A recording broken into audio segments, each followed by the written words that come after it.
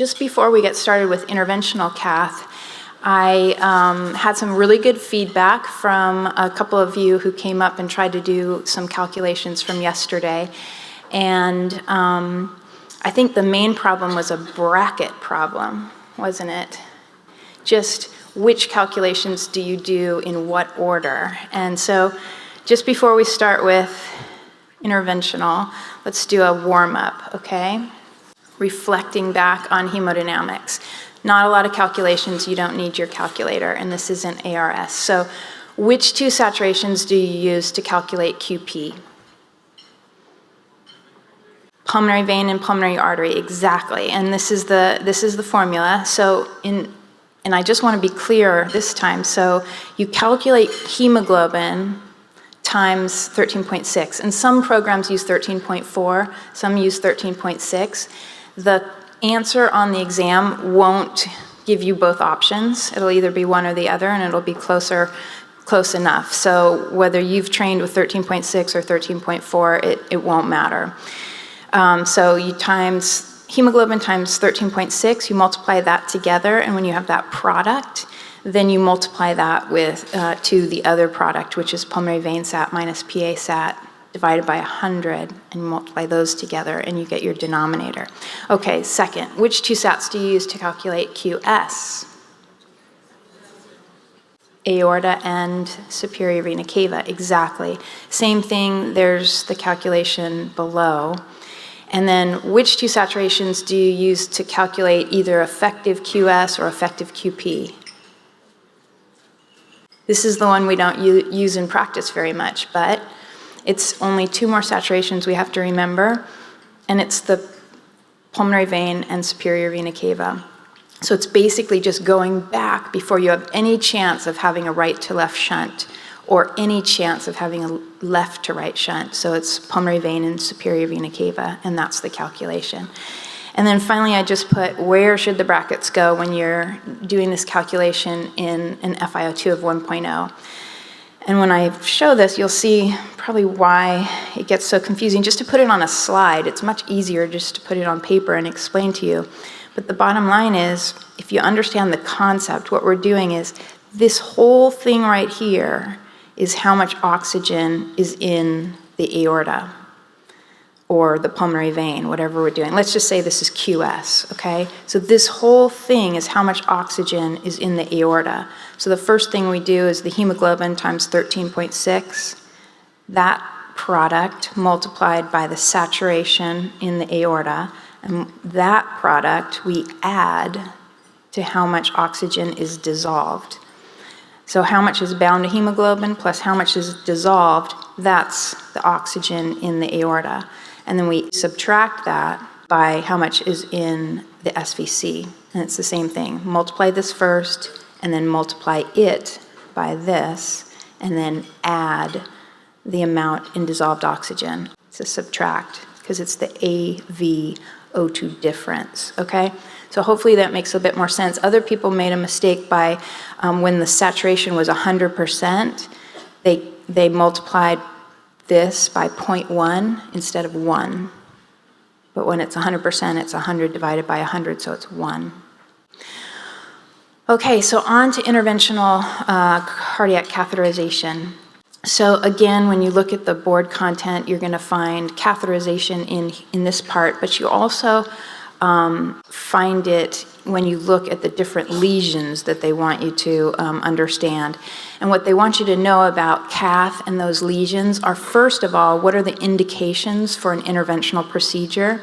Then they want you to know the key anatomic and technical considerations, and then the risks and complications for each of those procedures, and finally the outcomes, and a little bit about post-cath management. And honestly, this is the stuff we all need to know for practice. Whether we're an interventionalist or not, we're going to be sending our patients to a cath lab, and we need to know when to do that and what to expect from it. And so I'm going to go through this talk not as if you're training to be an interventionalist or doing the procedures themselves, but really to speak to people who are sending patients to the cath lab for these procedures. Okay. So what we're going to do is focus on the areas I think are the most common, the highest yield for your review. So we'll talk about valvuloplasties, balloon dilation and stent placement, conduit dilation and stent placement, and also valve implantation. I think we're now at the point where that's going to be onto the boards. And then atrial communication, making a hole, and then device closure. And we'll just focus on ASD and PDA.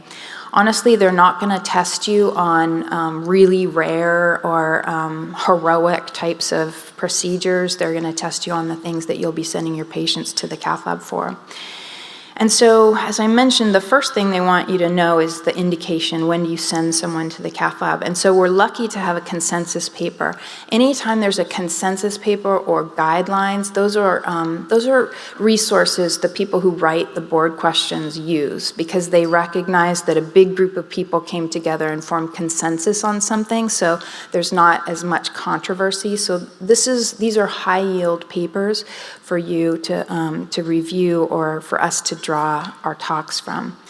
So what this paper did was it classified the indications into these evidence-based classifications, class 1, 2, and 3.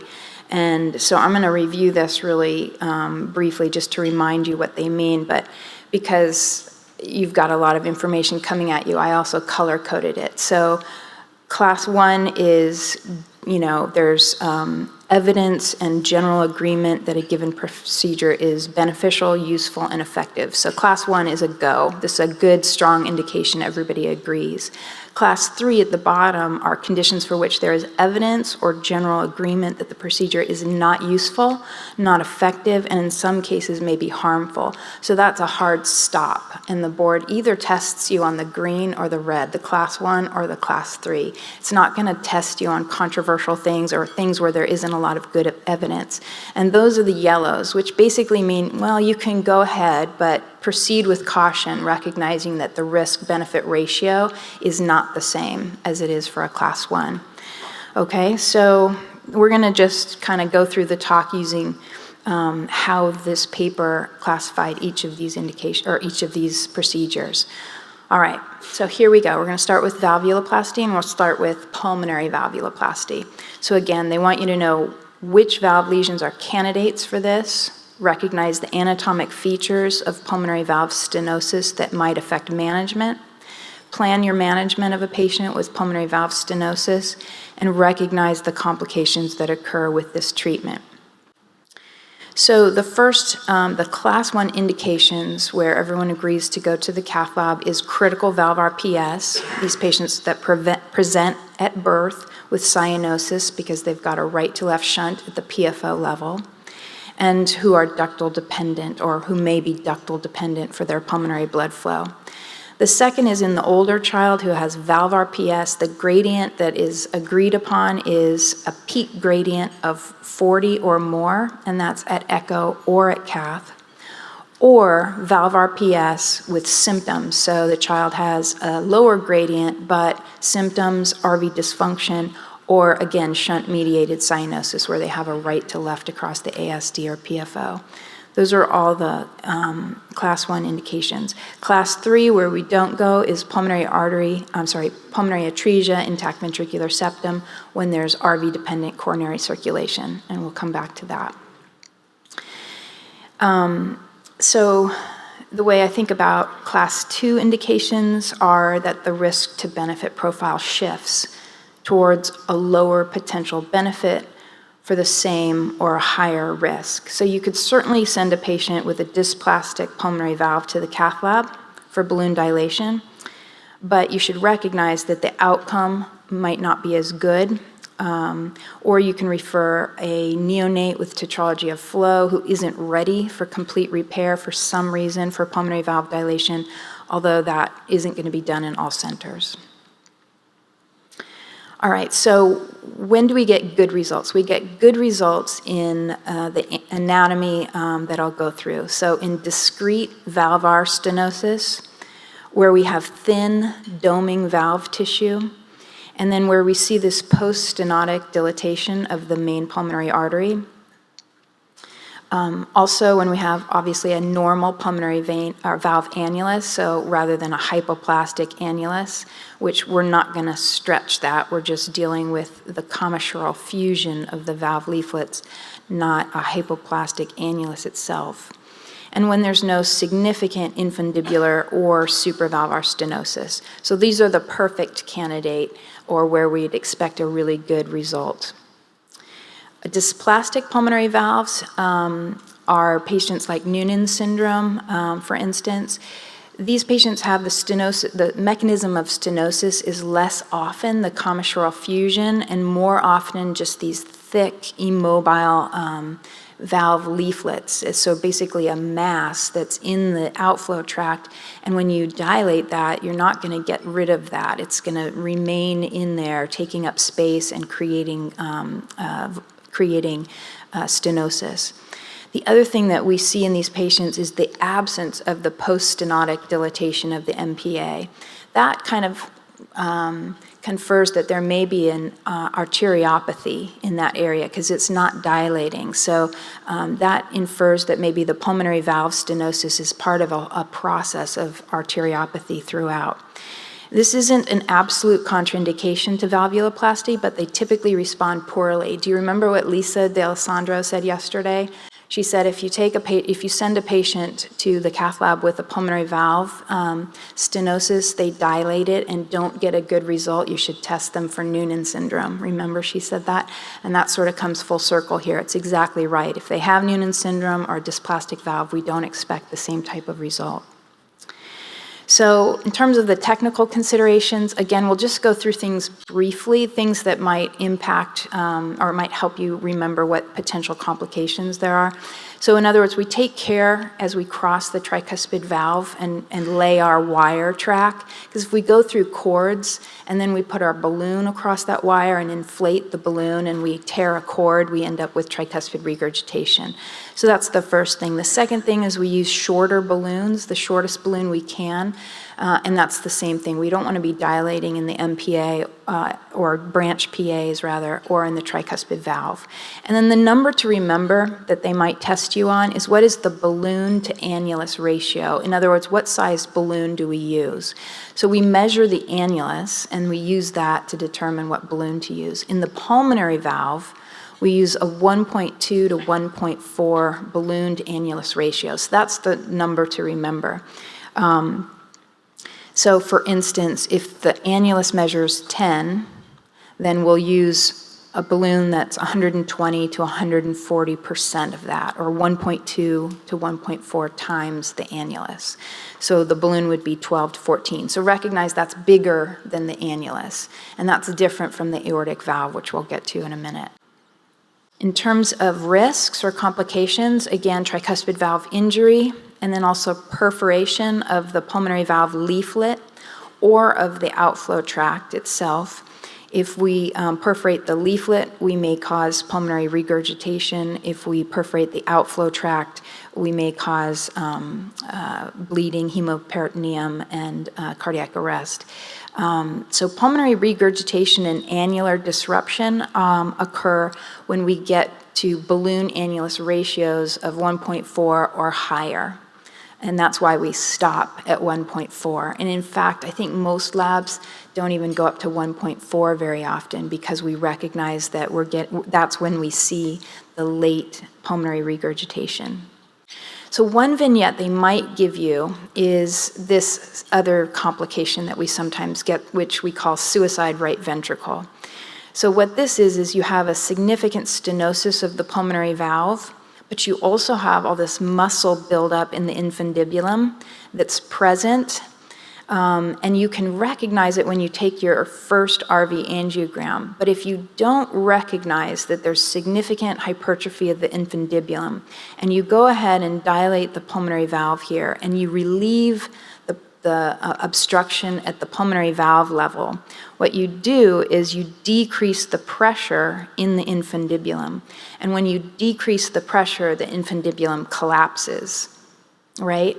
And so as soon as you inflate in the valve, the pressure goes down in the right ventricle, which is great, except when you have these muscle bundles, the infundibulum then collapses, and then you don't have forward flow out the RV because you've moved the obstruction from the valve to the infundibulum. And when that happens, it depends on how bad it is. If that collapses down completely and you have no forward flow, then your cardiac output is from where? Your cardiac output is from one of two things if you have them.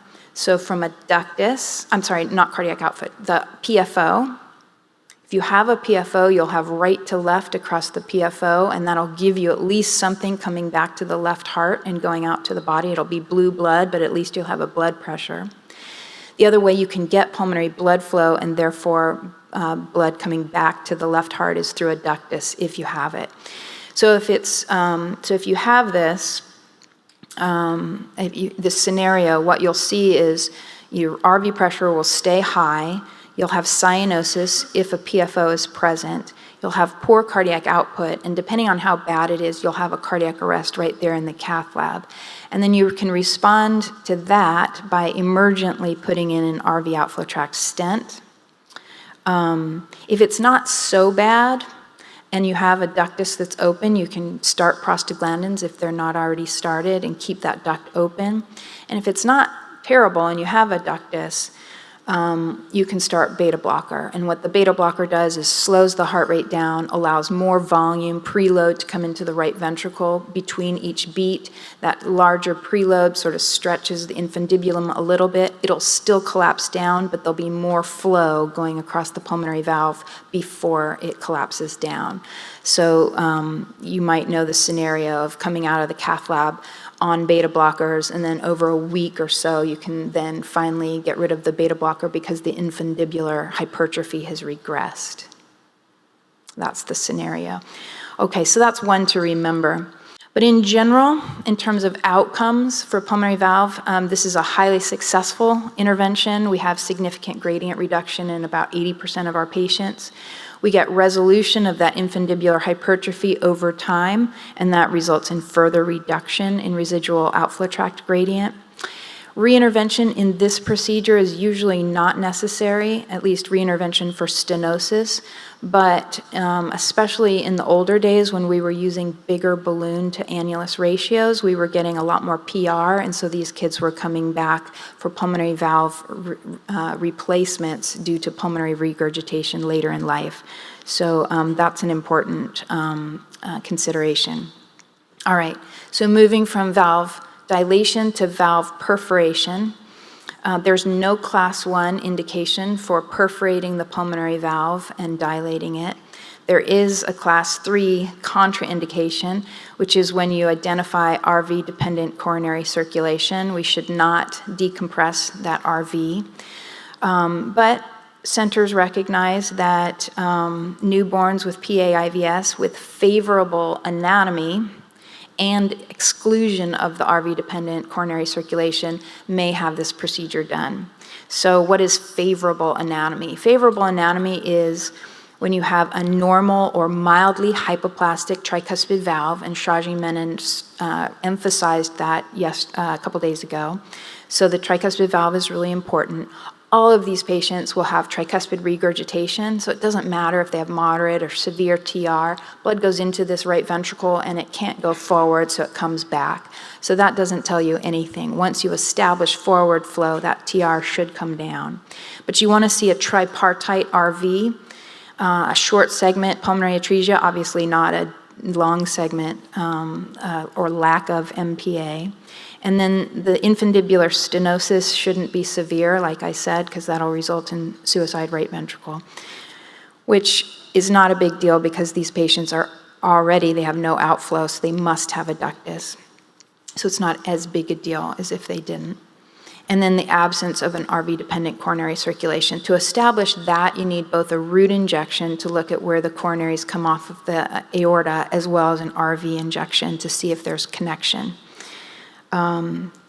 So the way we do it is we cross the valve with usually radiofrequency perforation, and then establish, get a wire across there and a catheter, and then we use the tiniest coronary balloons, and then we inflate to a larger size once we get to a balloon annulus ratio of about 1.2 to 1.4, and then we stop.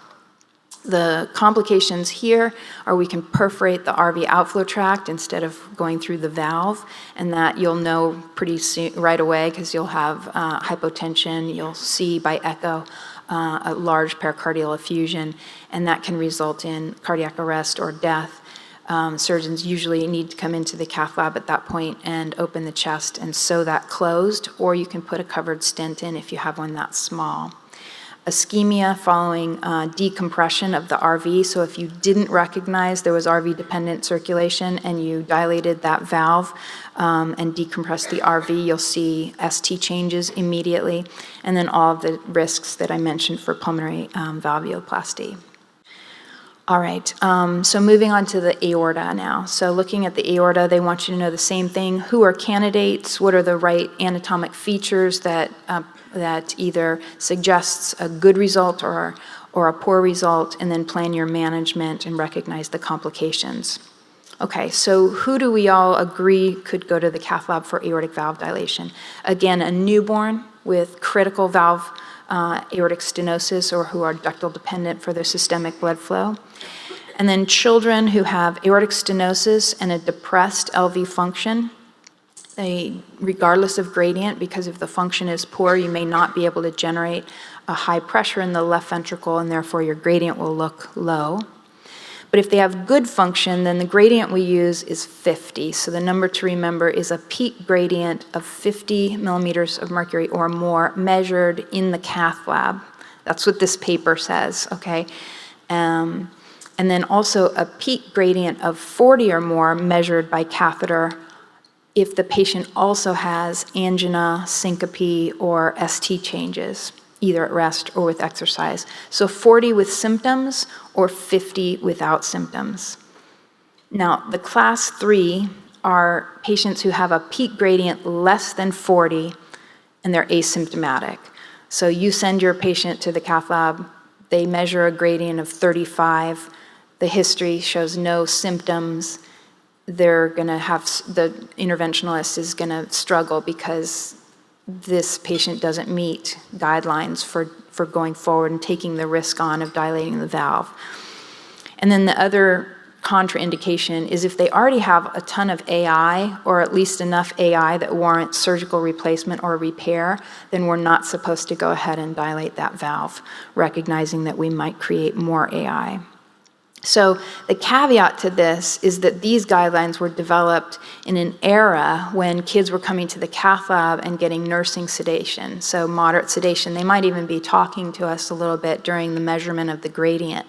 But that doesn't happen as much anymore, right? So patients come to the cath lab and get deep sedation, general anesthesia, and that's going to drop their gradient. So for purposes of your career, we have to change these guidelines a little bit because our measured gradients in the cath lab are lower now than they used to be when we created these guidelines. But the number to remember for you, for the purposes of this exam and in conversations with your interventionalist, is a peak gradient of 50 or a peak gradient of 40 with symptoms. Again, there's reasons like if we get in the cath lab and we see a peak gradient of 40 and the person's asymptomatic, but they want to get pregnant or they want to participate in football, then there's an indication to go forward for that. Or there's even this caveat. So if the peak gradient is less than 50, but the patient's under general anesthesia and your echo showed a gradient more than 50, then we can go ahead. It makes us feel a little bit better that we have some support to go ahead and do this procedure in that scenario. All right, well, let's talk about the anatomic considerations. Which patient do you send us in terms of the anatomy? So you probably know that bicuspid aortic valves become thickened and calcified by the 4th decade, and those changes make balloon dilation less successful as a procedure. But in terms of the bicuspid, they might ask you which are the least often fused commissures in a bicuspid aortic valve, or the most often fused commissures. So here's a schematic of that. Here's our tricuspid aortic valve, and then 3 bicuspid. The most common fused commissures are between the right and the left carotid commissures. The second most common is between the right and the non, and the least common, it only happens between 0.5 and 3% of the time, is between the left and the non-commissures. So what we do is we probe, get a wire across the valve. We use soft tip wires so that we don't perforate a leaflet. Again, we use relatively short balloons, and we de-air them prior to inflation, because if we burst a balloon that's full of air, that air bubble might either go up to the brain or into the coronary arteries. And then we always stop dilating no matter what gradient we have after dilation if we've created moderate or more aortic insufficiency. One thing we do sometimes is put a pacing catheter up the femoral vein, IVC, right atrium, into the right ventricle, and then we pace really fast. Basically, put these kids into ventricular tachycardia to reduce their cardiac output, so that the force and the amount of blood coming out of the left ventricle is smaller during our inflation, and that allows us to have a more stable balloon position across the aortic valve. So this is the number to remember, a number to remember about this. The balloon to annulus ratio is 0.8 to 1. So that's different than the pulmonary valve, which was 1.2 to 1.4. This is, we don't dilate the aortic valve to a size greater than the measured annulus, okay? Usually start at 0.8 and we stop at 1.0. So if this valve annulus measures 5, 80% of that is 4, we'd start with a 4 millimeter balloon, and we'd stop with a 5 millimeter balloon if we needed to go up that high. All right, so in terms of the risks or complications, I guess the first one is that we don't do any good. So, and this is fairly common, so we get suboptimal relief of the aortic stenosis. The second is that we create significant AI, and that happens in terms of the literature, about 10% of all aortic valve dilations. It increases if we've mismeasured and we've used a balloon that exceeded the annulus size. It also increases if we went through a leaflet or injured a cusp during the process. Most common is that we usually go through the femoral artery to put these balloons up through the aortic valve, and so we end up with femoral arterial injury. I mentioned air or thromboembolism because we're doing so much manipulation right by the coronary arteries or the carotids. Stroke is a consideration. Mitral valve injury, again, if the wire course and the balloon ends up going through cords of the mitral valve, we can injure that. And then myocardial perforation, which is most common in newborns. So let's talk about outcomes. How do we do with this procedure?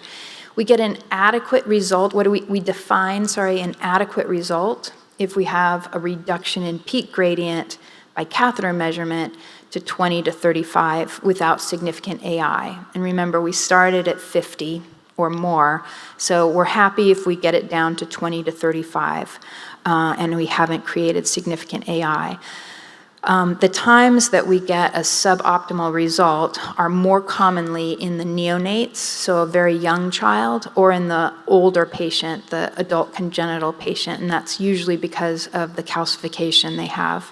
Or if we've undersized the balloon, so we mismeasured or we were just wimps about it and we used a tiny balloon, well, we're not going to get a good result. If we started with a higher gradient, we end up usually with a more poor result. If we started with a hypoplastic aortic valve, we don't do much good. I mentioned valve calcification. If the child also has a coarctation, results are more poor with this procedure. And if they've already had one aortic valve dilation, then again, the second time, we usually don't get a good result or as good a result. So those are things to remember. You might also remember that we get our best results in patients who have a good left ventricular ejection fraction or good ventricular function pre-procedure, and if we've brought the gradient down to less than 25 after dilation. So those are the two things that the literature bears out. We have good results if we've obtained those, or in that kind of patient profile. So in terms of who needs to come back for reintervention, the strongest risk factors are patients who had a higher post-dilation gradient or a higher grade of aortic regurgitation following dilation. And then the neonates who go to the lab often have that's a risk factor for needing further intervention on their aortic valve. This is another way to look at it. So freedom from reintervention at 15 years after the initial balloon aortic valvuloplasty. So about 2/3 of patients are free from repeat valvuloplasty. That's not too bad, but it's not great. 61% are free from aortic valve replacement, and 87% are still alive and haven't had a transplant, but many of the patients do need to come back, and that's sort of just a general concept that you need to recognize. Okay, so aortic valve not as good as pulmonary valve in terms of our long-term results. Now, switching to mitral valvuloplasty, they want you to know which are candidates and what are the complications. We don't do this procedure a lot. I put this slide up. It's a busy slide, but I put it here as a study aid for you. And really the main thing to remember here is that there's two broad categories of mitral valve stenosis in children, rheumatic and congenital. So balloon dilation to treat rheumatic mitral disease is really well reported in the adult literature, and they have excellent results. The balloon dilation can separate the thickened rheumatic valve that has typically fused commissures, and that leaves a relatively intact, non-regurgitant valve. But we have poor results with congenital mitral valve disease. So looking at the indications, the class 1 indications for dilating the mitral valve are both in relation to rheumatic. So symptomatic patients with moderate to severe isolated rheumatic mitral stenosis, or asymptomatic patients with moderate to severe rheumatic mitral stenosis who also have pulmonary hypertension. So no class 1 indication for congenital. In fact, there's a class 3 indication, so don't do it if patients have a mitral stenosis due to supravalvular mitral rings or associated with hypoplastic left ventricles. So in terms of what classifies moderate to severe rheumatic mitral stenosis, the profile of a child who met indications for transcatheter intervention include a peak gradient across the mitral valve of more than 20 or a mean gradient of more than 15, near systemic PA pressure, or symptoms, tachypnea, dyspnea, or failure to thrive. There's other class 2. I mean, we can do it if we're sort of pushed. And if you read these carefully, you'll see it says at centers of expertise in mitral valve intervention in young children. So not as important to remember. I think the major take home is that we do this for rheumatic with good results.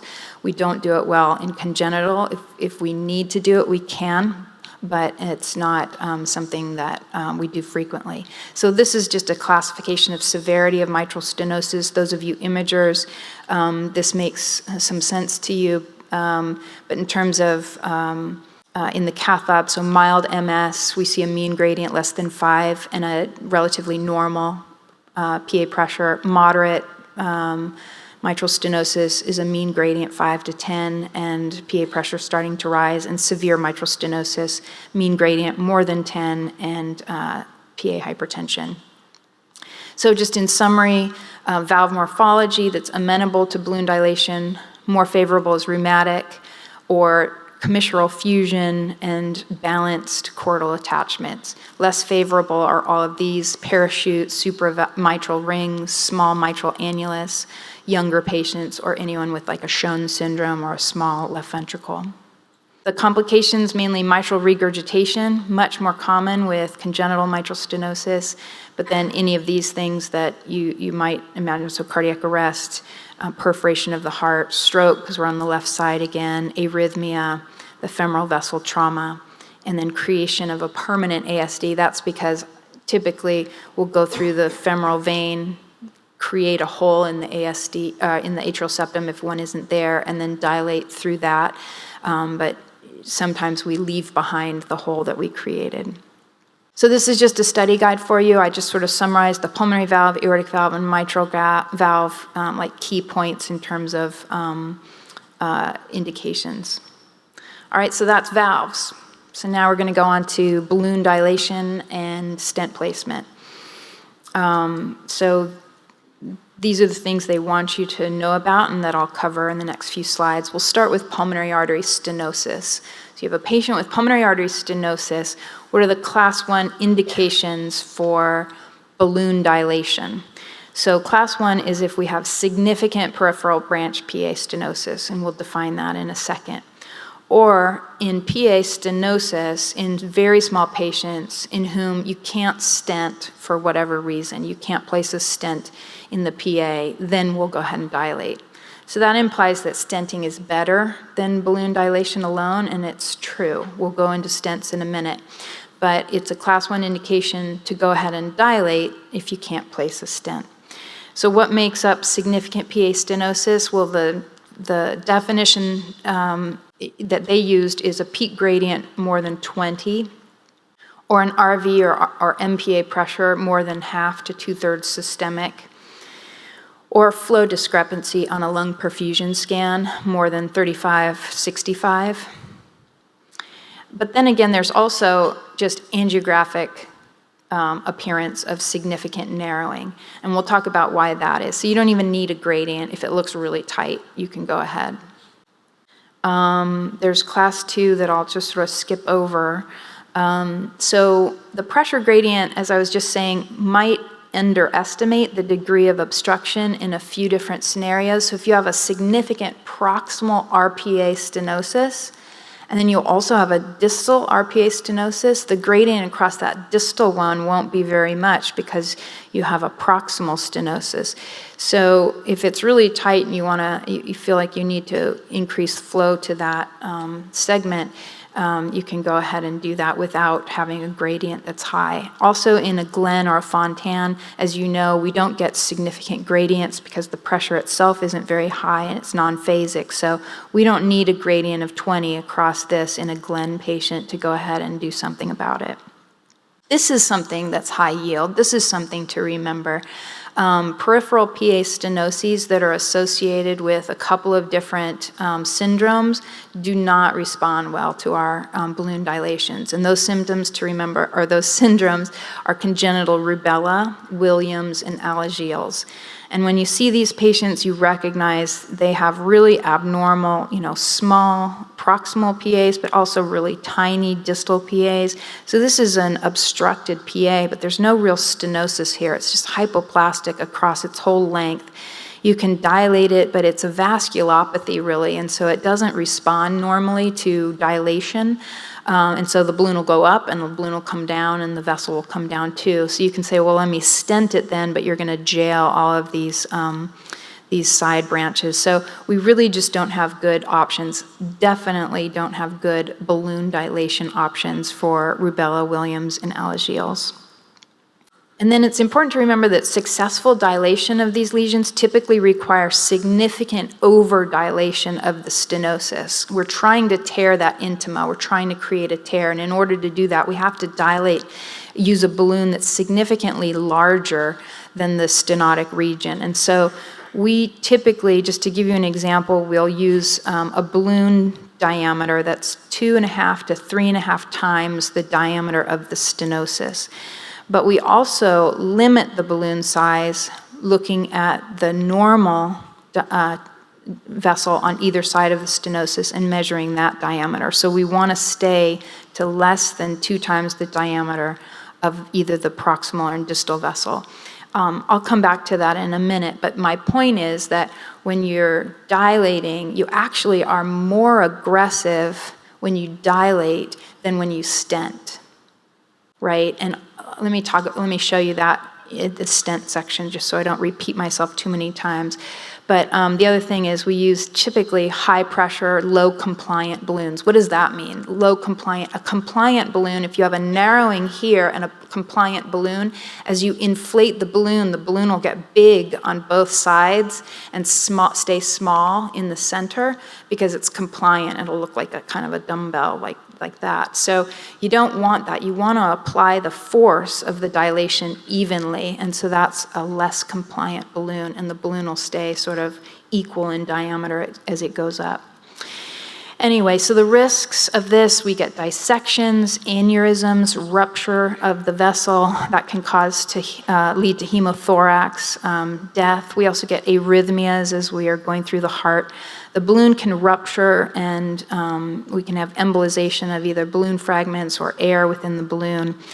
And then the thing that I've seen on the boards is this concept of the reperfusion injury. So you have a kid that goes to the lab with a balloon dilation of a pulmonary artery, and then it's successful, and they end up with, tachypnea, and you're wondering what's going on in this.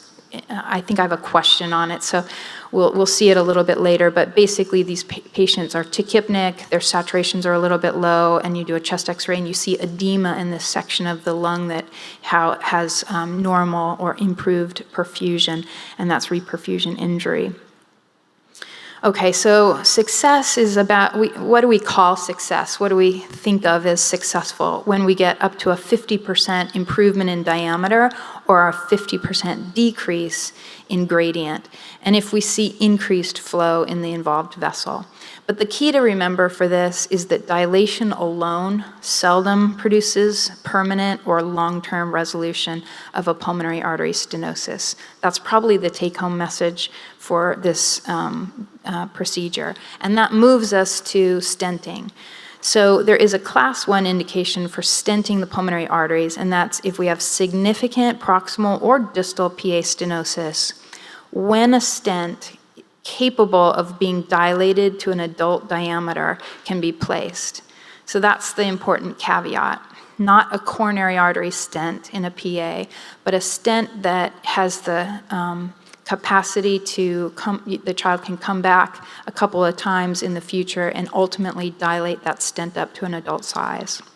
So what's a significant stenosis? It's the same thing we talked about before. It's the same definition. And then we can place a stent if the child is critically ill after surgery,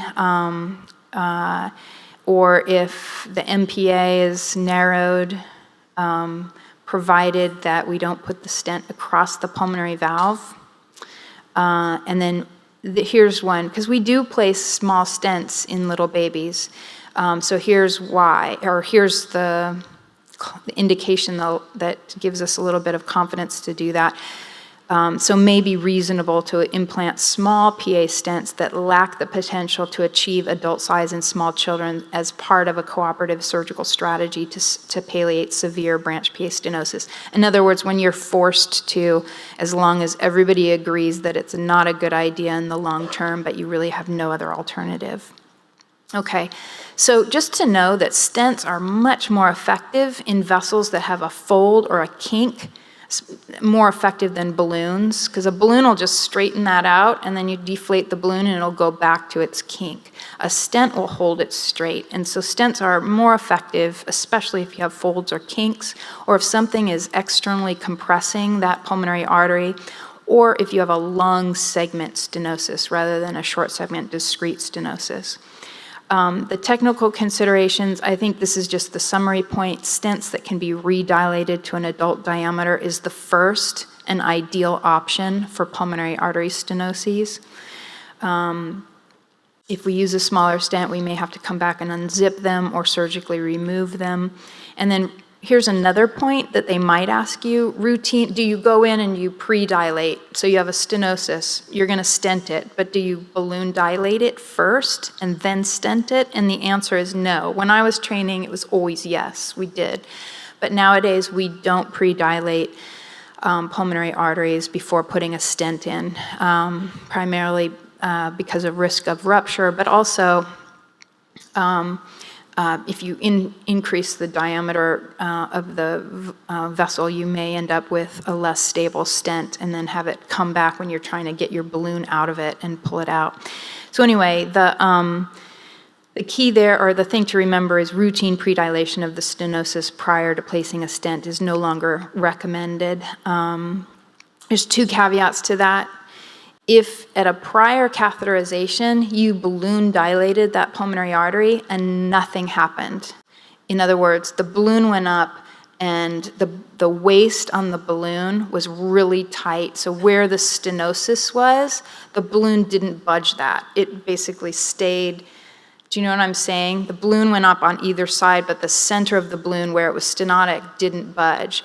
Well, if you're gonna stent that, the same thing's gonna happen with the stent, right? You're gonna go up with a stent and you're gonna end up with a narrowed part of the stent at the stenosis and then 2 wings of the stent out. So if this is a lesion that won't dilate at all and you already know that, then you might pre-dilate again just to see if this same thing's gonna happen before you put the stent in. And then the second thing is, if the stenosis is so tight that you can't get the stent on the balloon into it, then you have to pre-dilate it to make it a little bit bigger to get things across. Okay, so the risks and complications, pretty much the same thing as for PA dilation, the vessel perforation. And then the thing I just asterisked there is, remember, so vessel perforation, and I said that stenting is stenting is more gentle than balloon dilation. And that's because if we're gonna balloon dilate, what's the diameter of the balloon related to the diameter of the stenosis? Remember? 2.5 to 3.5 times the diameter of the stenosis is what we're gonna do. And we'll stop at 2 times the diameter of the normal vessel on either side. But with a stent, we only go up to 1 time the diameter of the vessel on either side. We don't need to make the stent bigger than the vessel on either side. And so we use much lower or smaller balloons, really, when we're stenting to get a result where there's no residual stenosis. Okay, moving on to pulmonary veins, which is an area that we don't do very well we don't have great results in the cath lab. So that's probably the thing you need to remember the most. But looking at the indications, there are some indications to dilating or stenting pulmonary veins in the cath lab. And what are they? Well, if you look here, you'll see that they're only for acquired pulmonary vein stenosis. So we can balloon or stent for acquired significant pulmonary vein stenosis following radiofrequency ablation procedures, following lung transplant in older children and adolescents, or following external compression by tumors in older children and adolescents. Those are the only things that the field thinks we'll be successful at. The class 3 to remember is we should not be dilating or stenting pulmonary veins if the patient has other congenital heart lesions and is going to require surgery, because even though surgical manipulation of these isn't successful either necessarily, it is preferred over dilation or stenting of the pulmonary veins. So there are some class 2. We can consider dilating, not stenting, but dilating in patients after surgical repair of TA-PVR, or dilating or stenting, or stenting in that situation, but that's a class 2B, so even less evidence. Or we can dilate or stent if we have isolated congenital pulmonary vein stenosis or acquired issues in younger patients. So if you think about the causes of pulmonary vein stenosis, I've sort of listed them here, and you probably just need to know when it's widely accepted to dilate or stent and when it's contraindicated. So again, here's the list of the typical causes of pulmonary vein stenoses. These are the class 1 indications, and then this is the class 3 where we should not be going forward. But the options for this disease entity are listed here. We can either address them surgically, balloon dilate, use cutting balloons, stent, or maybe an intraoperative or stent placement or a hybrid procedure. The outcomes for all of these, restenosis, and it's just important for you to know because I think they want you to know what our field does well and what our field does poorly. So in terms of outcomes, restenosis is common in all of these treatment options. Reintervention is also common in all of these treatment options. And restenosis after a stent or a balloon are equally high and worse for congenital pulmonary vein stenosis. In other words, in pulmonary arteries, stenting is better than balloon dilation. In pulmonary veins, they both have poor outcomes. So technical considerations, there's no current therapy, as I said, that produces a high success rate without restenosis or the need for reintervention. Stents do work better if, I'll jump down here, if you can get a bigger stent in. A bigger stent is associated with a higher early success and lower restenosis rates. And you want to implant stents that can be dilated to an adult size. Risks and complications, same sorts of things, vessel dissection, stent malposition, or embolization, which is a problem because it'll go into the left atrium, and then cardiac perforation or stroke. Okay, so on to coarct, which is something we see a lot of. So again, same things they want you to know. Let's start with indications. So we're going to start with angioplasty. We'll take angioplasty of coarcts, and then we'll do stenting of coarcts. So looking at balloon dilation of coarcts, the only class 1 indications are for recoarctations, not for native, okay? So as a field, we feel that we're successful in dilating with balloons recoarctations. And the gradient there to remember is a gradient of 20 or more by catheter and suitable anatomy. And this is regardless of age. It could be a 2-month-old who had their coarct repaired at 2 weeks of age, okay?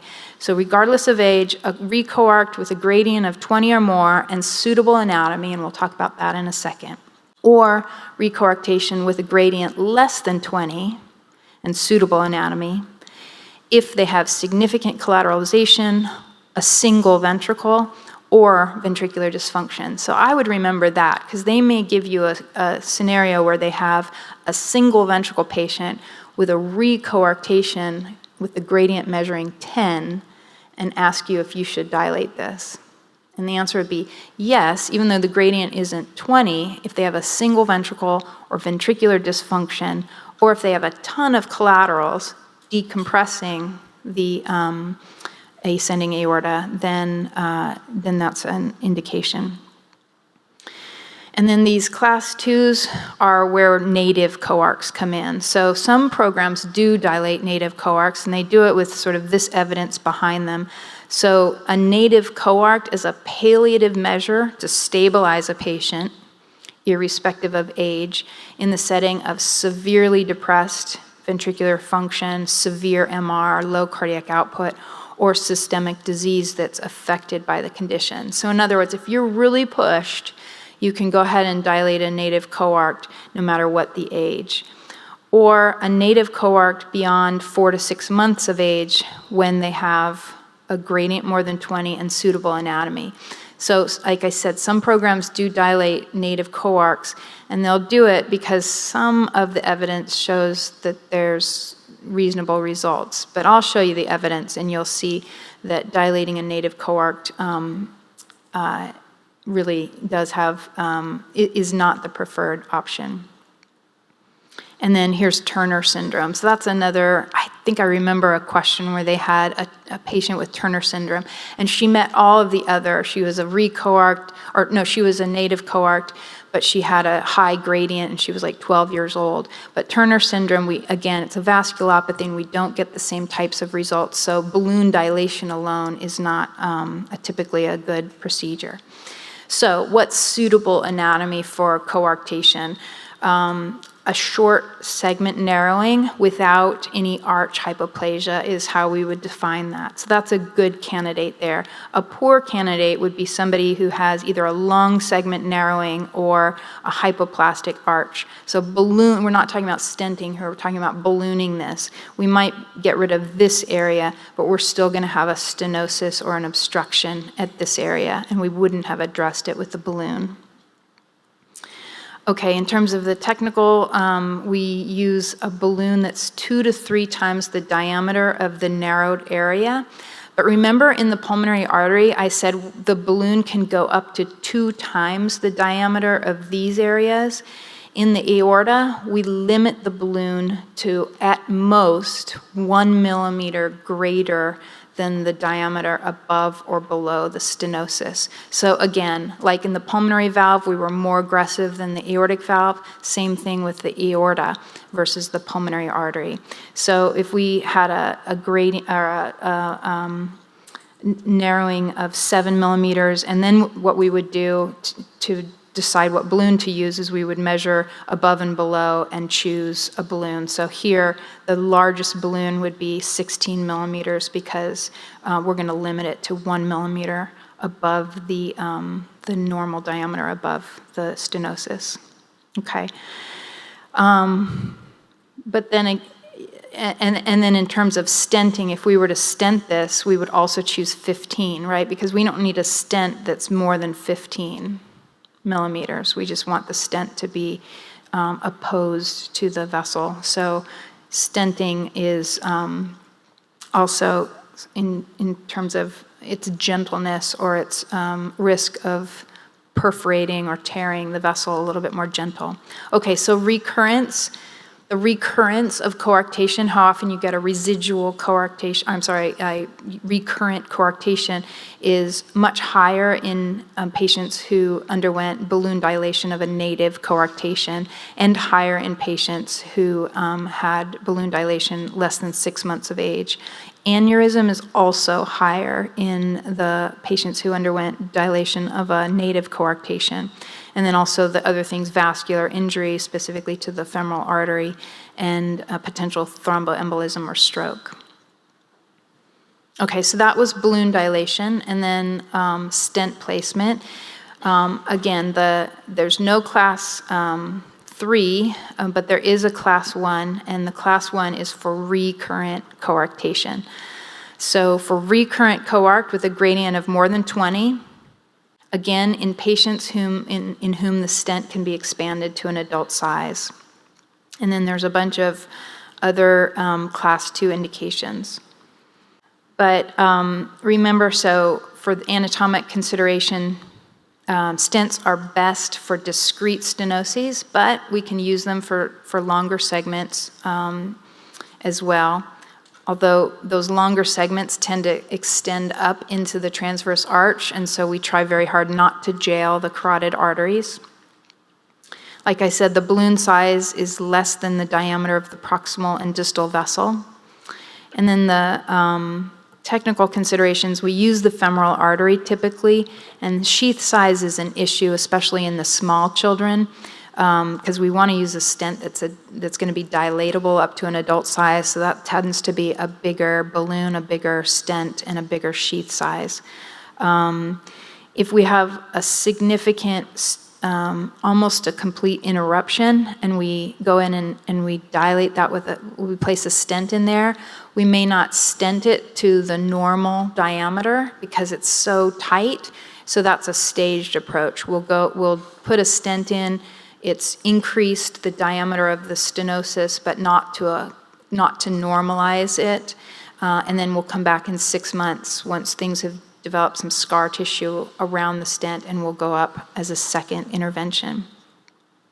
Same sorts of things as risks, with the caveat of stent embolization and malposition. So in terms of outcomes, I just want to emphasize the outcomes because this will put in perspective when we do native versus recurrent versus surgical approach. So the data I'm pulling from is from this, a comparison of surgical stent and balloon angioplasty of native coarctation of the aorta. So any complication, this is all native coarcs, okay? So any complication, we see the most for balloon dilation, the second most for surgery, and the third for stenting. So the lowest complication rate is in stenting. In terms of aneurysms specifically, we see the most aneurysms after balloon dilation of native coarcs. We see the second highest, but it's a lot lower than balloon in surgery, and then we see the least in stenting. And so this is just a table showing that. If you look at reobstruction, they're pretty similar. Surgery has the most, then balloon dilation, and stenting the least. In terms of reintervention, though, this is where it flips. So the highest reintervention rate is after a stenting, much higher than if you do balloon or surgery. But 96% of stent reinterventions are planned. Why? Because the child grew, right? So you placed a stent, and 7 years later, you're going to dilate it to catch up with his somatic growth. So even though the reintervention rate is high, those are planned, understood parts of the initial procedure. Okay, so just to summarize for you. So for native coarctation, surgery is the gold standard therapy at any age. Okay, there's no class 1 indication for either balloon dilation or stenting of a native coarct. If you're going to balloon, then evidence favors that you can balloon for stabilization of really sick patients, or you can dilate if the patient has a gradient that's more than 20 or a vasculopathy, as long as they're more than 4 to 6 months of age. That's reasonable to consider. If you want to stent, when to think about stenting native coarcs, again, there's no indication for stenting if you can't put a stent in that can go up to an adult size. That's really should not be considered. You can stent if the gradient is more than 20, or the gradient is less than 20 and they have hypertension, or you can stent if the gradient is less than 20, but they have a lot of collaterals or their ventricle is sick. So that's native. Now, recurrent coarctation, catheter treatment is the gold standard for recurrent coarctation. So you know you're going to go to the cath lab for recurrent. Then the decision is, are you going to dilate or stent? So for dilation, if the patient is too small to have a stent placed that can go up to adult size, then we can dilate. And we'll dilate if the gradient is more than 20, or if the gradient is less than 20 with a sick ventricle or lots of collaterals, or if the patient has a vasculopathy. And then for stenting, for recurrent coarctation, we will go to stenting if the stent can be dilated to adult size, and that's a class 1 indication, and the number to remember, again, is 20, the gradient of 20. And then we don't get as good results if the coarctation is lung segment, or if the patient has hypertension, or if this gradient is less than 20, but they have a sick ventricle. So here's just some sort of a study guide with the numbers that I think you should remember and some of the caveat material. All right, so we just have a few more. We're going to do RV to PA conduits, including placement of a melody valve or a pulmonary valve. And then we're going to do ASD creation and then device closures. Okay, so first, the RV to PA conduit, dilation and stent placement. For this, they just want you to, same thing, indications, contraindications, risks, and limitations. So thinking about homograph dysfunction, how we define it, that's either moderate to severe stenosis or regurgitation.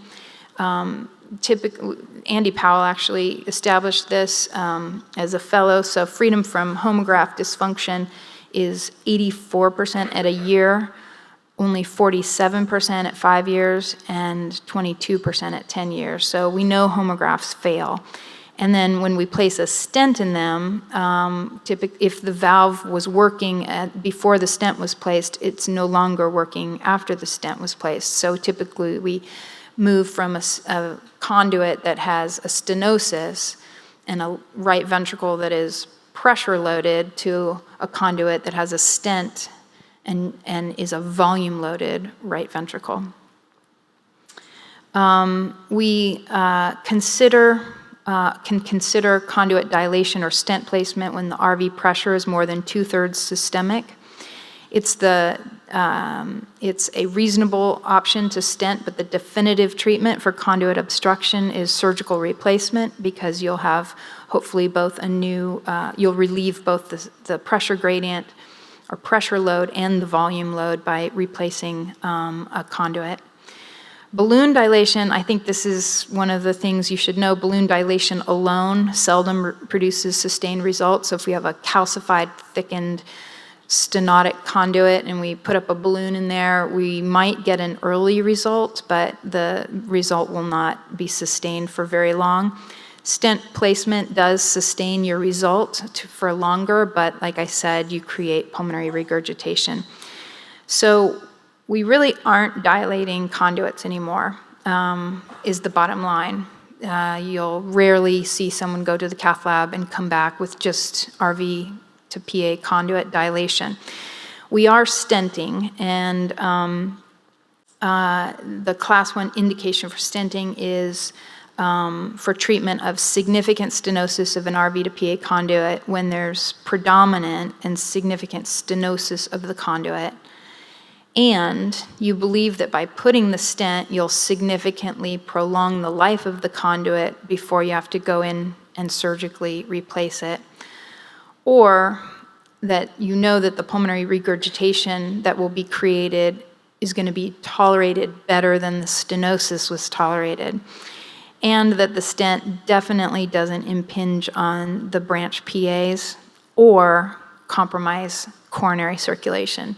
So you have to check for that. So again, the key points, we're going to stent these, we're going to create PR, we may tear or rupture the conduit, and the test is written in the era before covered stents. So I'm sort of reviewing this in that era, but now that we have covered stents, we can be more aggressive with these conduits and dilate or stent them to a diameter that exceeds the original diameter of the conduit. But the thing I think that's all kind of controversial and emerging, so it's not really controversial, but it's emerging. So I would just focus on, if we're gonna put a stent in the conduit, recognize that if that person collapses immediately afterwards or develops ST changes, then that stent, as it inflated and stretched the conduit, may have impinged on a coronary artery and compressed that. So before we place a stent or a valved stent in the RV to PA conduit, we always do coronary angiography to see how the course of the coronaries lie in relation to the conduit. When the ABP board content was written and the questions you'll get were written, we still hadn't a lot of experience with the percutaneous valves. So I'm going to go through it because at some point they're going to start putting it on the boards, but I don't know yet. It wasn't, at the time of this paper, which was 2011, percutaneous valve implantation wasn't a class 1 indication, but as you probably know, we do that more often now than just stenting the conduit. Let me put it this way. If the conduit's really small and we can't put a valved stent in, we might just stent the conduit. But if it's big enough to put a valve in, then we would put a valve in rather than just stenting the conduit. But in 2011, when that paper was written, there was some controversy. Some people advocated for making it a class 1 indication, but it was pretty brand new, and so it's a class 2A. But in the next iteration, it'll be a class 1. So the bottom line is, The percutaneous valves that we use are approved for placement within conduits or bioprosthetic valves. That's a key point. They're not intended to be placed in native or in just a patch augmented MPA.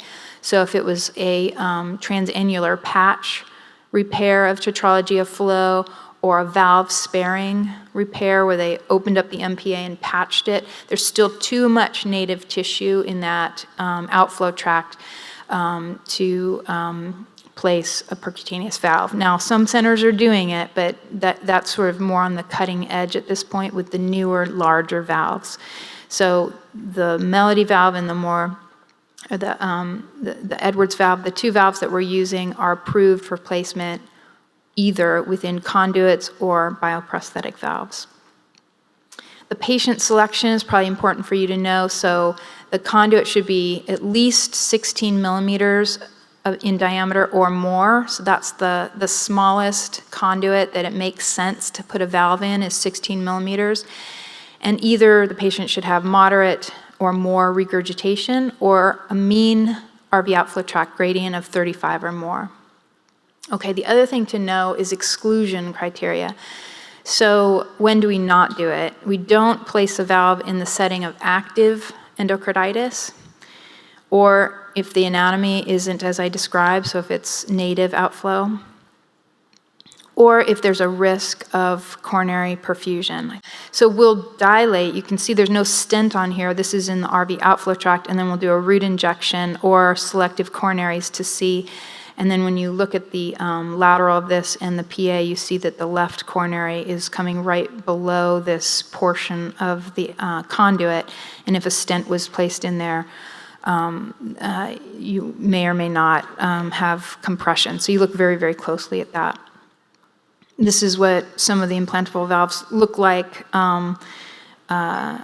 This one valve, the Melody valve, can be dilated over an 18, 20, or 22 millimeter balloon. They're big sheath sizes. I just put this here not because you're going to be putting them in, but because you recognize some of the risks of this procedure. And then this is what it looks like afterwards. It's a valve within a stent. I talked about this. Stent fractures. If you wonder why patients who go to the lab to get these Melody valves or these other valves placed have a lot of stents placed first, it's because in Europe, when these went through the initial trials, they didn't do that. They would just go into a stenotic conduit, put the stented valve in, and then come out. And what we saw when we looked in follow-up were a ton of stent fractures, so long-term stent fractures. And then the valve started to not work very well. So when it finally came to the US and we started placing them, it was our practice to put stents in first to sort of strengthen that and create sort of a landing zone, and then put the implantable valve in, and that has decreased the amount of stent fractures. And then homograft rupture is a major complication, or it was a major complication before we had covered stents. Now that we have covered stents, we used to have them in the lab and we could use them under emergency circumstances, but they were the stents that we made by hand, Now they're made and manufactured and much more available in different sizes. So that's why I say that centers now are over dilating these calcified conduits before they put the valve in. And they don't mind if they rupture the homograft because they just place, in fact, they intend to rupture the homograft and then they place covered stents in, and then the valve. Endocarditis is something to remember. So that occurs in about 2% of patients who have an implanted valve per year. So, in summary, things to remember about stents is except in unusual situations, they should only be placed if the stent can be later dilated to an adult size. Stents in pulmonary veins have the highest risk of intimal proliferation or restenosis. Stents in venous structures, or like the innominate vein or the Glenn or Fontan circuits, have an increased risk of thrombus formation because of the low flow scenario, and then ductal stents. We didn't cover this, but if you place a stent in a ductus in a neonate where they're ductal dependent for systemic or pulmonary blood flow, especially in the patients who are ductal dependent for systemic blood flow, you can have a reverse coarctation, or one of the major side effects, not side effects, but outcomes of that procedure is either if the stent doesn't fully traverse the ductus, and then you have constriction of the unsupported portion of the ductus, so you can have a narrowing and decreased flow through that, or the portion of the arch that is just proximal to where the ductus comes in can narrow down, either because it's ductal tissue or whatever, its own vasculopathy, it can narrow down and we can have a reverse coarctation. So that's just a scenario to remember if they give you a vignette of a patient who had a ductal stent. Okay, so we're gonna move to atrial septostomy, and they ask that you understand balloon, blade, dilation, and stenting. I don't think we do blade anymore, so we will just focus on the others. So they want you to know the indications, contraindications, basic technical aspects, and the management. Plan appropriate management of obstructed atrial septum in a patient with HLHS. You probably know you're gonna get that scenario. So atrial septostomy, the indications are to enhance atrial mixing, like in detransposition with a restrictive or intact atrial septum, or if we want to decompress the LA, so like decompressing the left atrium in patients on VA ECMO who have severe pulmonary edema or really poor cardiac output from the circuit. There's other, but those are the most common. So the available techniques we have is either balloon atrial septostomy, or I'll just skip the blade, so static balloon dilation. So we get across the atrial septum and dilate, or perforate through the septum, or puncture through the septum, followed by either a blade, balloon, or a stent. So the first one is the balloon atrial septostomy. You know, we usually use the femoral or umbilical vein access. It's best, and this is the thing to remember, it's best in newborns with a thin atrial septum and a small atrial communication. They asked you to know how to do it, so hopefully you've all done several, and remember that the balloon is pulled quickly. I think this was a board question. Do you pull it quickly or do you pull it slowly? So hopefully you'll get that question. Be like, yes. So you pull it quickly from the LA to the RA. And then remember, it doesn't work well with thick septums. It doesn't work well in older children. So balloon atrial septostomy, newborns, thin septum, pull it quickly. And then if you have another scenario, a thick septum, then we have to think about other types of ways to do this. So transeptal radiofrequency, where you just ablate through, or a needle, a Brockenbrow needle, where you puncture through the septum. So now you're across, but you're across with just a tiny wire. Then you have your options. You can either dilate with the balloon or place a stent. And typically, I think we all stent, because the balloon, if it's a thick septum, you're going to inflate, you might tear, but typically you just deflate and you end up with a much smaller hole than you really want. So typically, for patients with an intact or thick atrial septum that's resistant to balloon septostomy, like in patients with hypoplastic left heart syndrome with an intact atrial septum, or in an older patient, we tend to, this is the patient population we use. Balloon atrial septostomy, just remember, is not indicated in these patients, because if you try to pull a balloon through a small hole with a thick septum, you can avulse the pulmonary veins or create other serious complications. So the risks of BAS are cardiac perforation, injury to the atrial appendage, mitral valve, or pulmonary veins, specifically if you inflate the balloon in those structures without realizing it, and then pull. And then the balloon can rupture or embolize some of the fragments. You can have a balloon fail to deflate. God, I haven't. Has anybody had that happen? Oh, bummer. And then vascular injury. Remember, it's the femoral vein, so that's a little bit better than the femoral artery. And then embolic complications. All right, so how do you know when to stop? That's a good question, because you've pulled it across and you're looking by echo and you look at the SATs. So a successful tear in the septum following a BAS results in increased mobility of septum primum. There's nice laminar color flow across the septum. You can measure the transatrial gradient and decrease the gradient, but really you look at the clinical signs and whether you see an increase in systemic arterial saturation in patients with DTGA, which is typical, the typical group you're doing this in.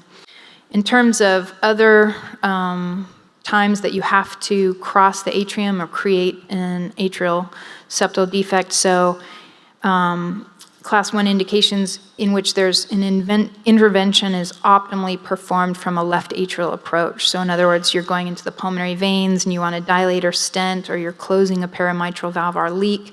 So you want to get into the left atrium, but there's an intact atrial septum.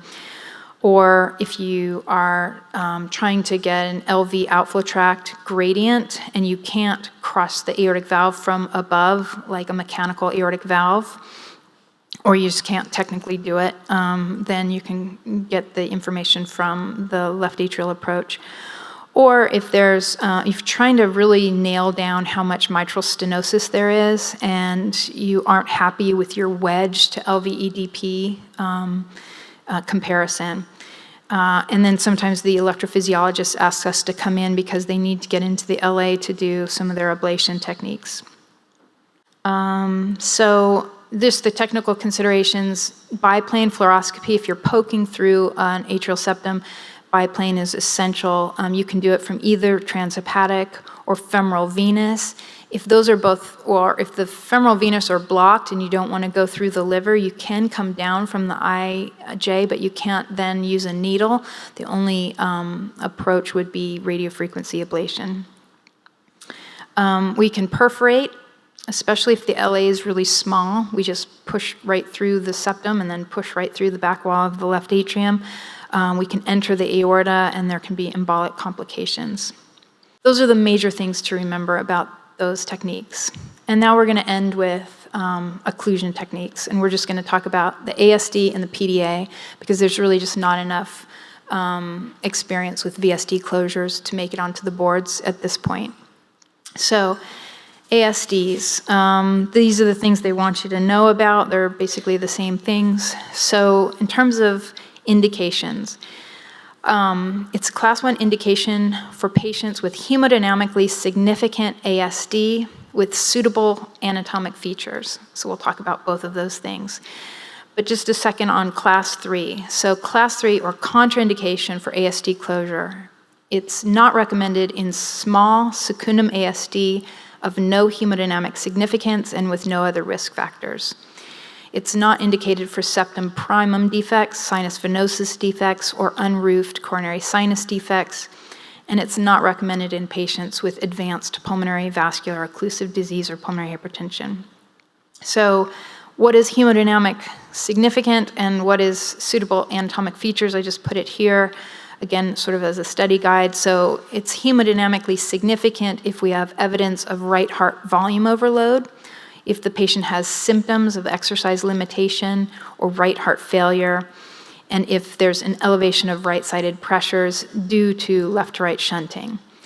The QPQS that we measure that tells us it's significant, there's a significant amount of left-to-right shunting would be, the minimum value would be 1.5 to 1.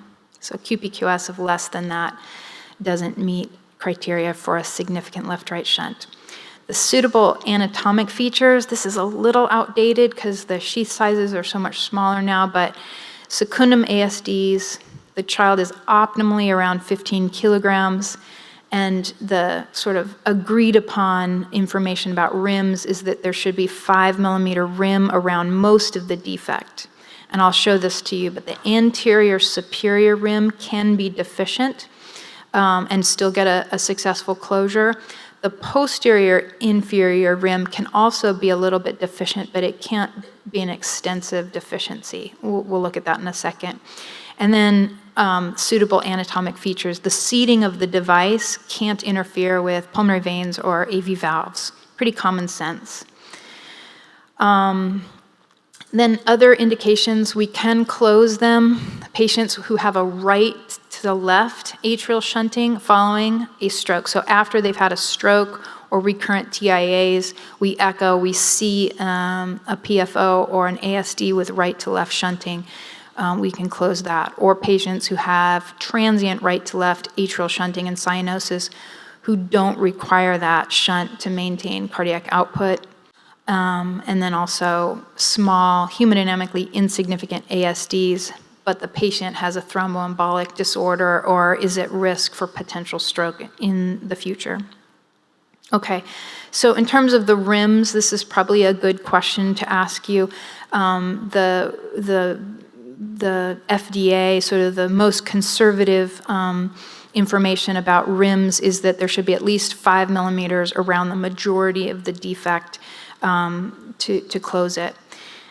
So important points to remember: absence of the superior posterior rim is associated with, is seen in patients with sinus venosus defects. So if you have an absent rim and a sinus venosus defect, you shouldn't be closing those.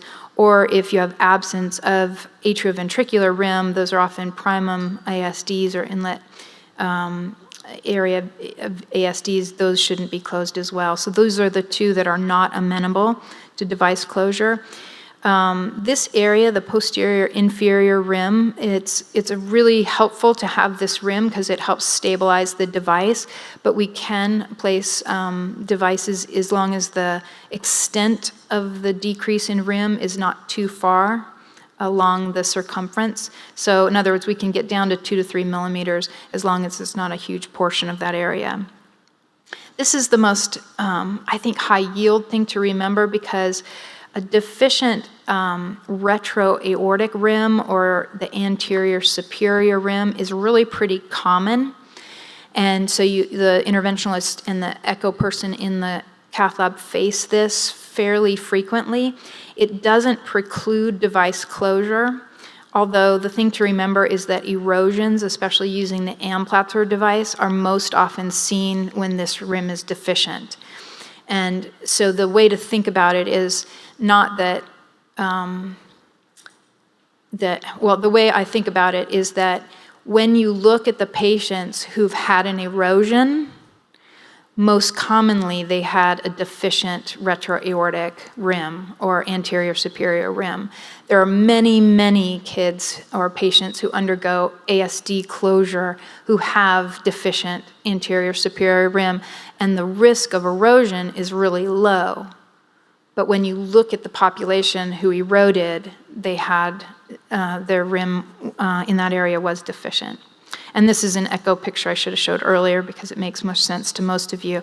So this is the aorta, and then this is the atrial septum, the defect here, and this is the area that has deficiency of a rim there. The Amplatzer septal occluder, because the ABP said recognize the common devices. And when I first wrote this, I put Helix and Amplatzer, but honestly, I think these days we just primarily use the Amplatzer device.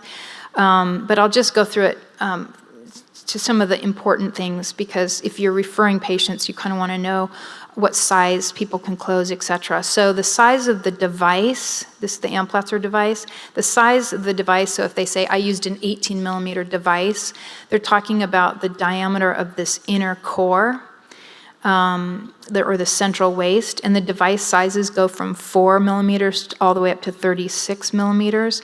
The LA disc, so this portion that's in the LA, is actually 12 to 16 millimeters greater than the device size. So if it's an 18 millimeter device, it was actually 30 millimeters on the left atrial side. So which size device do we choose? When we measure the defect, if let's say we say it's a 12 millimeter defect, then we would typically select a 12 millimeter device, which would be this portion. The Amplatzer, it's important to know, I think this is the number to remember, it closes defects less than 38 millimeters in diameter. Okay, so which is big actually, but it goes all the way up to 38. Anything more than 38 is considered too big for the device. It's self-centering, and you can retrieve it up to the point of full release, retrieve it in the cath lab up to the point of full release. And then erosions, erosions are seen with this device more than any other device, but the number to remember is it's in 0.1% of implants. The Gore Helix was the other one. I'm just going to say that this was used for smaller devices. Remember I said 38 millimeters for the Amplatzer. This one was only for 18 millimeter defects or less. It was really easily retrievable even after release, and it wasn't associated with erosions, but we did have wireframe fractures. So this is just kind of I don't know, honestly, if you should spend much time comparing these devices at all, but this is a little table for you if you ever want to. And then this is probably important just to know, have a general sense of how often we have complications. So the overall risk of complications with the Amplatzer, all risks are 7%. The most common is just a minor arrhythmia that resolves after a couple of hours. We can have thrombus formation, device embolization, serious arrhythmia, cardiac erosion, which is the one associated with death, is probably the one to remember. It's 0.1%. And then death from erosion is half of that. Stroke, and then an allergic reaction, especially to the We're speaking about the Amplatzer here, which is a nitinol alloy. In terms of, how does this present? Because they might give you a vignette. So erosion would present as tamponade, chest pain, dyspnea, syncope, or sudden death. And it typically occurs shortly after implantation. Actually, I think I have that on another slide, but it can occur up to, it's been reported up to 6 years after the device was placed. So some of the risk factors for erosion using the Amplatzer, that might be helpful to remember. So if you have, as I said, an absent or deficient retroaortic or anterior superior rim, and that's what this is sort of showing here. And if you oversize the device, so if you want to make sure that hole is closed, you can oversize the device, and then almost anybody can close it. But you then have increased risks of situations such as erosion. So oversizing the device is not a good idea. If the device protrudes into the atrial wall, like this one does, or if there's a ton of movement of the device, of the whole septum around this area, we see increased erosions. Or if it splays, the device sort of splays around the aorta like that when it's placed, which is what they look like when you have a deficient rim. Nickel allergy occurs rarely. When it occurs 2 days to a month after implantation. So if you have a vignette with a patient with a headache, rash, shortness of breath, fever, maybe a pericardial effusion, then think about that. It responds typically to medical management. You don't have to remove the device. And then they ask about post-procedural management. And so that is aspirin and SBE prophylaxis for 6 months, and then following up with echo at a week, a month, 6 months, and then annually. All right, and then PDA closure. So class 1 indication is everybody accepts that we send a child with moderate or large PDA with a left to right shunt that results in congestive heart failure or failure to thrive or pulmonary overcirculation, plus or minus pulmonary hypertension, which is consistent with a large left atrium or left ventricle. Those are the accepted indications for the procedure. Class 3 is one to remember, a PDA with severe pulmonary hypertension associated with bidirectional or right to left shunting that's unresponsive to pulmonary vasodilator testing. So if you might need that duct for a pop-off during a pulmonary hypertensive crisis, you should not close it. Other indications that are acceptable are are small but audible ductuses that cause a left to right shunt but don't cause left heart enlargement. You can send those, but you don't have the full class 1 support. And then bidirectional PDAs due to pulmonary hypertension and obstructive pulmonary vascular disease that's reversible to pure left to right shunting when you do a test. So in other words, the patient with congenital diaphragmatic hernia or the premature baby who has the ductus, they have pulmonary hypertension, but you don't know if they have pulmonary hypertension because of all the left to right shunting going through the lungs and the additional flow plus their underlying disease, or if their underlying disease is so bad that you really should leave that ductus open.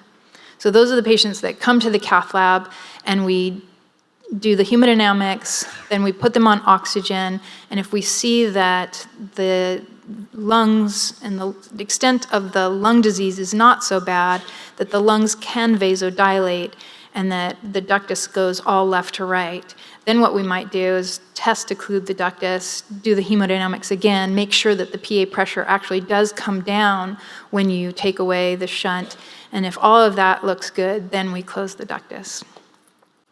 Okay. Oh, and then silent ductuses are here too. I don't know if any of you send silent ductuses with normal heart size to the cath lab. Some people do, but it's not necessarily accepted as a indication to take on the risk of the procedure. These are the ductal size and shapes that we see. You know, you've seen probably this classification. This is just here for you if you're interested. I don't think they'll test you on it. It helps us determine which type of device to use. And typically we use either coils or the Amplatzer device. They have now the ductal occlusion device, but they also have these plugs that were created for other vessels, but they work really nicely in the ductus in many patients, and they require really small sheath sizes. And as you notice here, the sheath is going from the femoral vein through the right heart into the main pulmonary artery, then through the ductus, and you typically close the ductus through the vein, not through the aorta, not through the femoral artery, which is nice. So the risk is low overall, but includes device embolization. Coils often go to the pulmonary artery. The Amplatzer device goes to the distal aorta. So if you suddenly see decreased perfusion in the legs following device closure, that's something to think about. The device can extend into the pulmonary artery or into the aorta, so you want to make sure before you leave the device that it hasn't created that. If there's still a residual shunt through the device, I have had kids who have hemolysis afterwards. You think it's almost completely closed, but it's just enough flow to break down the red cells and create hemolysis, and then they can recanalize.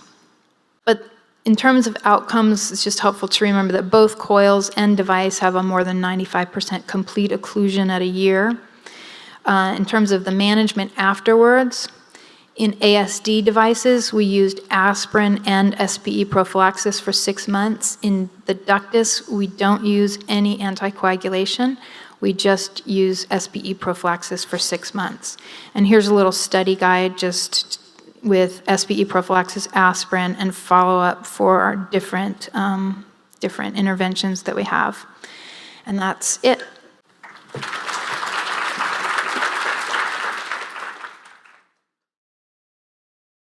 A 10-year-old male is undergoing a pulmonary balloon valvuloplasty for worsening pulmonary stenosis and right ventricular hypertrophy. The statement that best represents current practice in pulmonary balloon valvuloplasty is A, the optimal balloon diameter should be 0.9 times the balloon annulus. B, the appearance of poststenotic dilation of the main pulmonary artery predicts a poor response to balloon valvuloplasty. C, a child with Noonan syndrome, a dysplastic pulmonary valve, and a peak gradient measured at cath of greater than 40 millimeters of mercury meets the ACC-AHA Class 1 indication for pulmonary valvuloplasty. D, a child with limited exercise tolerance, poor RV function by echo, and a peak pulmonary valve gradient measured at cath of 20 millimeters meets guidelines for pulmonary valvuloplasty. E, the incidence and severity of pulmonary insufficiency following balloon valvuloplasty is equal to that seen following surgical valvotomy. Choose your answer.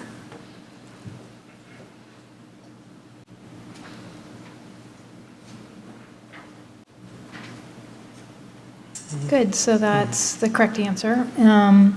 A is not right because remember it's 1.2 to 1.4 balloon annulus ratio. And then B, remember that post-stenotic dilatation of the MPA is actually a really good sign indicating a good response to the procedure. C, Noonan syndrome, a dysplastic valve, that doesn't meet class 1 indication. That would be more of a class 2 indication where we can do it, but we don't expect the same results. So therefore, the risk to benefit ratio changes a little bit in terms of the procedure. D, so the indications are a valve gradient of 40 or more if they're asymptomatic, or it could be less than 40 if they have symptoms or RV dysfunction or something else. So that's why D was accurate. And then E, we have lower incidence of pulmonary insufficiency after balloon dilation compared to surgical valvotomy. And next question. Question 2. A 2-month-old infant with isolated pulmonary valve stenosis and a PFO is brought to the cath lab for pulmonary valvuloplasty. At the start of the procedure, the pulse ox is 92% on room air, the mean RA pressure is 7, and the cardiac index is 3.8 liters per minute per meter squared. And the peak gradient across the RVOT is 80 millimeters of mercury. The pulmonary valve annulus measures 5 millimeters. The pulmonary valve is successfully dilated with 6 and 7 millimeter balloons. Immediately following dilation with the 7 millimeter balloon, the pulse ox increases to 96%. The mean RA pressure is 7 millimeters of mercury, and the cardiac index is 3.4 liters per minute per meter squared. And the peak gradient across the RVOT is 50 millimeters of mercury. Which of the following is the best answer? A, the valve should be dilated with an 8 millimeter balloon. B, as the cardiac index rises during recovery from the procedure, the valve gradient is likely to further decrease toward normal values. C, a pullback with an end-hole catheter and an RV angiogram should be performed to assess the degree of infundibular obstruction. D, the child meets ACC AHA guidelines for placement of a stent in the RVOT. E, the patient should immediately start on prostaglandin to provide additional pulmonary blood flow. Choose your answers.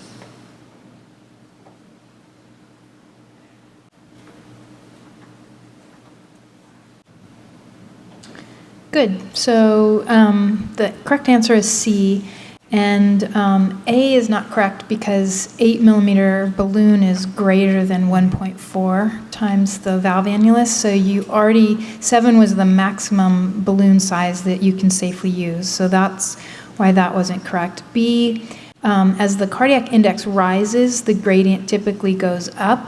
Right, so if flow decreases, your pressure gradient goes down. If flow increases, pressure gradient often goes up. So that was the opposite. I'll say C was correct because if you still have a gradient of 50 across the valve, it might be that there's a supravalvar or subvalvar component. You've already maximized what you can do by balloon, so you just want to see where is this obstruction, and so that's a reasonable next step.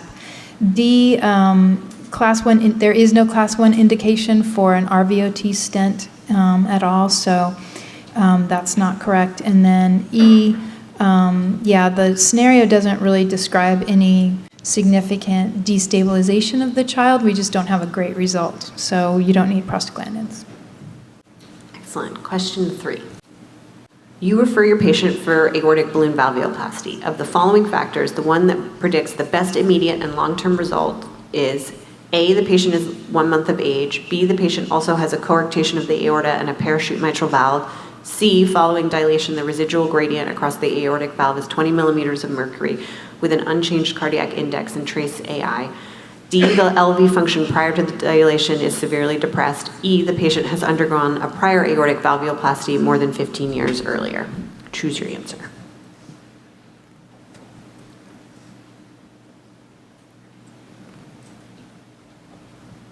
Yeah, great. So A, B, D, and E are all things that indicate that we're not going to have a very good result with aortic valvuloplasty. So a neonate, a patient with a coarct at the same time, a patient with poor LV function, or a patient who's already undergone an aortic valvuloplasty, all of those are indicators that we might not get a good result. So C is the only one where we're pretty happy with this and feel like we may not ever see this child again. So after dilation, the gradient came down to 20, and the cardiac index was still really good, so it's not a false measurement of a pressure gradient. And then there's just trace AI, so hopefully we wouldn't see that child again in the cath lab. Of the following patients, the one that is best suited for balloon dilation of coarctation of the aorta is A, a 6-year-old boy recently diagnosed with a discrete coarctation peak gradient of 25 millimeters by catheter. B, a critically ill 2-month-old with a membranous VSD, bicuspid aortic valve, moderate to severe MR, and poor cardiac output, and a discrete coarctation gradient of 30 millimeters of mercury by catheter. C, a 12-year-old girl with Turner syndrome who underwent coarctation repair at 3 years of age, now with residual coarctation with a gradient of 30 millimeters of mercury by catheter. D, a 1-year-old boy who underwent repair of membranous VSD and coarctation at 3 months, who now has a residual coarctation with a gradient of 25 millimeters by catheter. E, a 9-month-old girl who underwent transcatheter closure of a PDA at 6 months of age, now with residual severe arch obstruction secondary to the PDA occlusion device with a gradient of 15 millimeters of mercury by catheter. Choose your answer.